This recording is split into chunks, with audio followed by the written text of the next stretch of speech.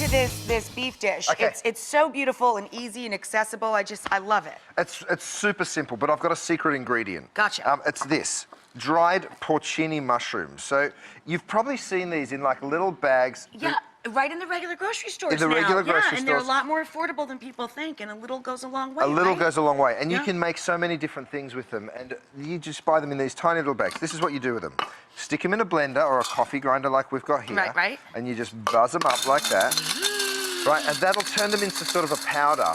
Now, you'll see what we're going to do with them in this recipe, but you can also mix that with a little salt. It's a beautiful seasoning for a steak when you cook it on the grill. Yeah. Yeah, really good. Look at that. And just when you cook with dried mushrooms in general, if you just steep them, you get the benefit of the flavor in the stock too. I mean, you really get a lot of bang for your buck, I think, when you use dried mushrooms. Really easy recipe. We've got onions, some thyme and garlic, mushrooms, of course. So these are just the portobellos or the big buttons that you find at the... Whatever's cheapest that day, and then the dry porcini. And you've already browned off your beef. I've already gone ahead and browned it off. This is chuck, so you can use a tougher cut of meat, which actually reduces the price. Yep, exactly. So I've browned that off just to show you, and then into the pan goes a little oil with some onions and mushrooms. Throw in your shrooms, babe. Yep, please. So you're just going to get a little sizzle on those. Crank that up for Go ahead and throw your shallots or onions in as well. And thyme. Thyme too. Throw your thyme in. Give that a stir, and once you've just got a little flavour developing in there, that's when you're going to throw your beef in. So the beautiful thing about the tougher cuts of meat, especially beef, is it does a bit more work. That muscle does a bit more work, which means there's way more flavour development. So the tender things that we usually use as steaks often don't have as much flavour as these tougher cuts, which end up beautiful and tender. Yeah. It's kind of a deeper, more layered flavor. Right, exactly. Oh, your garlic. Oh, yeah, garlic, please.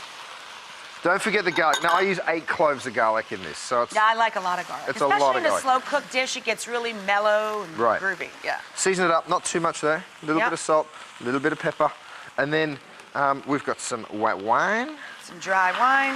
I use white. You can use red, of course, but I like white wine with beef occasionally as well. I do too. And chicken stock versus beef, yeah. Absolutely. Chicken stock with just use the low sodium because it's going to continue to reduce down. Thank you for using Rachael Ray's low sodium stock, my friend.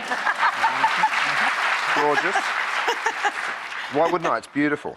Gorgeous. Right. And it's so easy, like literally a no-brainer. No-brainer. Right. You let that come up to the boil, you stick the lid on, you throw it in the oven, and you forget about it for 2 to 3 hours. Then we're going to take the lid off and let it just sort of simmer down, reduce a little, and that's Want me to take one out really, for you? really simple. Yes, Which one you want me to grab here? Top one? Yes, please. Okay. Gotcha. Thank you, my dear. So it goes in. Okay. There goes a cup of tea. Okay. That's the... Right, so that has now been in for about 3 hours, and what I do is I just remove the lid, leave it in the oven for another hour, and it'll just continue to simmer down. But if you want to bring it out and put it on the stovetop, you can do that You can simmer it on the stovetop too. Oh, so there's another one in there. So there's another one in there. Okay. Here, I'll move this one back then. I think it's this one. Or is it that one? There you go. Pick one. Okay, I got one.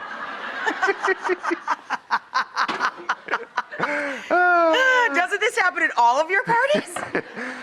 Oh, that looks amazing. Right, doesn't that look cool? So you see, all those mushrooms have cooked down with the onions, but here's the best part of all. Yeah. I'm just going to pull one piece out so the meat is literally just falling apart. You can just break it apart. Oh, God. So you can get a couple of forks or a pair of tongs, break it up, and then once it breaks up into little pieces... Oh, that's the other one. That's right. That's a shredded up one. I better make some space. Okay, here we go. Make space. We're acting really drunk, aren't we? But I swear we're not. Okay. Okay, that's the shreddy uppy one. So look at that. Oh, look at that.